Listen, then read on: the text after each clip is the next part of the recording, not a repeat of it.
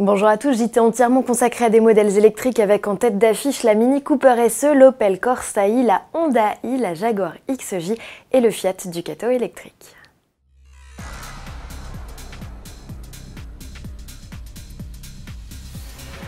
Mini investit le segment des citadines 100% électriques. Le constructeur n'en est pas à son coup d'essai. Entre 2009 et 2010, il avait déjà tenté l'expérience en convertissant une Cooper thermique en électrique. Le modèle proposé en location n'offrait que 2 places, la faute aux batteries installées à l'arrière. Les années ont passé et désormais les accus, ici de 32,6 kWh, sont installés dans le plancher de la nouvelle Cooper SE. C'est le premier véhicule 100% électrique de grande série du constructeur britannique. Le modèle, reconnaissable à sa calandre pleine et ses logos spécifiques, sera commercialisé début 2020. Il s'inspire très largement du concept présenté en 2017. La Mini Cooper SE embarque le moteur de 184 chevaux de sa cousine, la BMW i3S. Autonomie annoncée, plus de 230 km selon le cycle WLTP. C'est moins que les récentes Renault Zoé et Peugeot i208, une cinquantaine de chevaux moins puissantes mais avec des batteries 1,5 fois plus performantes. Avec ses 1365 kg à vide, la Mini est plus légère que le duo tricolore. De série, la Cooper SE profite d'un système de récupération d'énergie paramétrable, d'un sélecteur de 4 modes de conduite, d'un GPS et d'une climatisation automatique.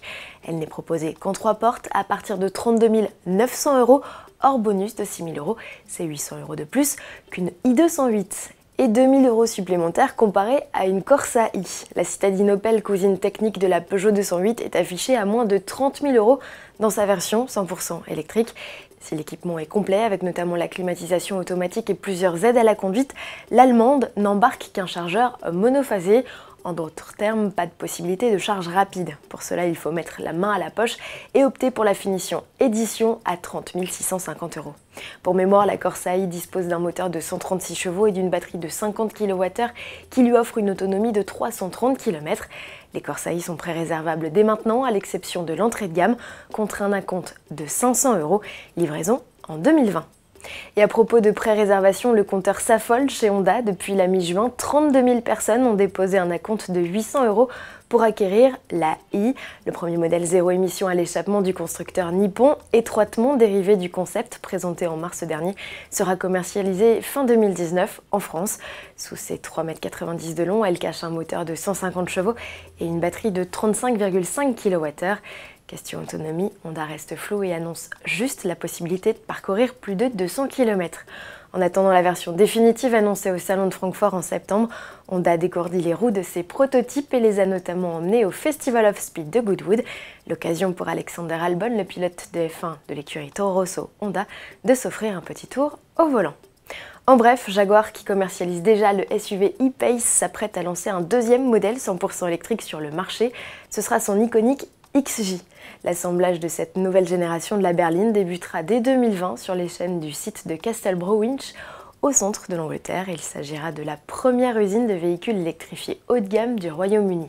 Les motorisations essence et diesel sur ce modèle seront quant à elles abandonnées. Et pour finir, Fiat se met aussi à faire des modèles électriques. Premier de cordée en Europe, le Ducato. Rappelons que la Fiat 500 est déclinée en version zéro émission à l'échappement aux États-Unis. L'utilitaire est animé par un moteur de seulement 122 chevaux, décliné dans toutes les versions de carrosserie avec une charge utile allant jusqu'à 1,9 tonne. Il sera proposé avec plusieurs types de batteries. Autonomie annoncée de 220 à 360 km selon le cycle NEDC. La portée réelle sera plus réduite. À noter qu'il se destine principalement aux acteurs de la livraison du dernier kilomètre puisque sa vitesse est limitée à 100 km/h. Les premières livraisons sont prévues en 2020. À demain.